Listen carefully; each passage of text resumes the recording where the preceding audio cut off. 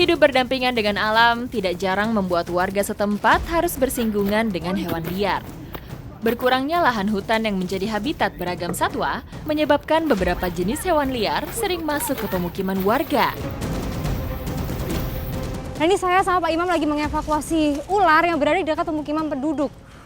Ini panjang sekali ya, kalau saya lihat mungkin 4 meteran ya Pak. Iya, 4 meteran. Dia jenis apa? Ini piton reticulatus. Reticulatus, Iya, sanca sanca kembang. Sanca kembang. Ya.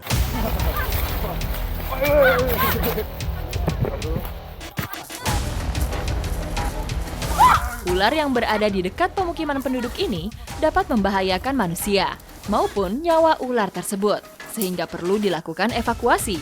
Kurangnya edukasi tentang manfaat ular sebagai pengendali ekosistem ke masyarakat membuat satwa liar satu ini kerap dianggap sebagai pengganggu. Ini gimana Pak step-stepnya untuk nangkap? Oh, kita nanti bisa nunggu dia tenang. Oke. Nah, baru kita tangkap kepalanya. Oke. Gitu. Indera pendeteksi panas yang terdapat pada ular membuat ular sensitif terhadap pergerakan makhluk hidup. Gerakan yang tiba-tiba akan membuat ular kaget dan langsung menyambar. Pak! Aduh, kena.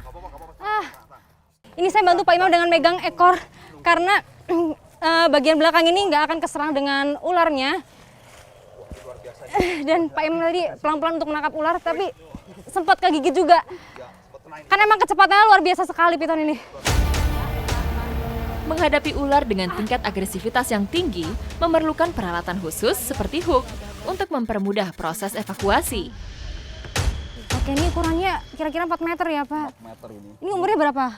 Ini kalau umur sekitar 5 tahunan ini. Sekitar 5 tahun? 5 tahun ini. Kalau yang ular berumur 5 tahun ini makannya apa Pak? Ini ayam ini. Ayam ya? Ayam terus musang itu. Musang. Oke. Dia cuma musang. Oh gitu ya, jadi makannya musang, ayam, hewan-hewan ternak, Ya, kambing kalau juga bisa ya Pak? Kambing ini kambing anakan udah muat ini. Kambing anakan, mungkin karena itu dia berada di sekitar pemukiman penduduk untuk mencari hewan-hewan ternak. Rahang yang fleksibel membuat ular dapat memangsa makhluk hidup yang berukuran 10 kali lipat lebih besar dari mulutnya. Meski manusia dewasa tidak termasuk sebagai mangsanya, ular sanca ini tetap menyerang tanpa pandang bulu saat merasa terancam. Proses evakuasi pun semakin memanas, dan Pak Imam menjadi sasaran empuk gigitan sanca kembang ini. Pak Imam. Aduh. Meskipun tidak berbisa, ketika taring sudah menancap, belitan ular jenis piton akan mencengkeram lawan hingga tidak dapat bergerak. Untuk melepaskan belitan ini, harus tetap tenang dan membuka belitan dari ujung ekornya. Begitu terlepas, kepala ular harus ditangani lebih dahulu agar mengunci pergerakan ular. Pak, ini beratnya kira-kira berapa? Ini kalau yang ini sekitar 30 kilo ya, 30 kilo. 30 kilo sepanjang 4 meter. 4 meter ini. Wah, jadi kita akan pindahkan, kita akan rilis jauh dari pemukiman penduduk dan Ya, biar aman lah. sesuai dengan habitat aslinya.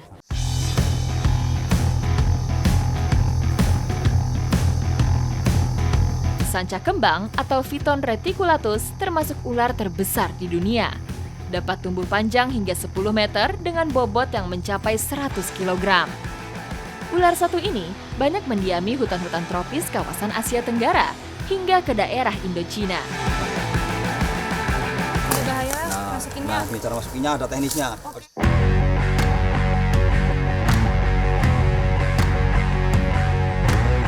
Nah, Oke, yuk, aman. Ayo kita langsung bawa. kita langsung bawa. Ya. Langsung kita bawa. Yuk. Titik relokasi ular sanca ini harus dipastikan benar-benar aman, yaitu hutan hujan tropis yang jauh dari pemukiman penduduk. Nah, ini saya dengan Pak Imam sudah berjalan cukup lama, tapi belum cukup jauh karena masih terlalu dekat dengan pemukiman penduduk. Masih di sana Pak ya? Oh ya. Oke. Ular sanca tidak dapat hidup jauh dari sumber air untuk menjaga dirinya dari dehidrasi dan tetap lembab. Saya dan Pak Imam pun memutuskan untuk melepas ular ini di dekat sungai. Oke Pak, ini step-step ngelepasinnya kayak gimana Pak? Langsung kita lepas aja. Oh, apa kita perlu menjauh setelah itu? Ya, nanti. Pelan-pelan ya Pak ya? Oke. Kita ini dulu. Biar rasa ngata dia. Oke.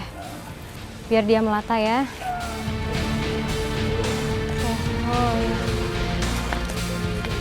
Ini kita harus mengamankan diri dulu supaya ularnya pun tidak merasa terancam. Setelah menyesuaikan dengan lingkungan sekitar, ular akan perlahan menjauh dan mencari tempat aman untuk berlindung. Dan ini nih, langkah yang tepat yang dilakukan Pak Imam, menemukan ular di pemukiman warga bukan membunuhnya tapi mengevakuasi dan merelokasi ke habitat aslinya. Karena setiap makhluk hidup tentunya punya peran penting untuk keseimbangan ekosistem kita. Ikuti jejak saya, jejak petualang.